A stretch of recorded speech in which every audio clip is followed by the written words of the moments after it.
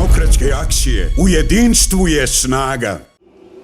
Niste udostojili da državniku, našem predsjedniku, prouči fatihu, dok je Dodik u Šamcu se odrekao muzičkog dijela za vrijeme predizbornog skupa.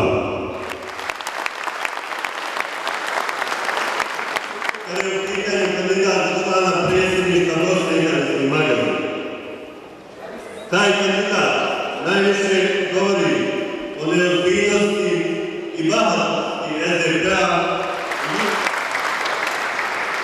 Poštovani članovi i simpatizeri,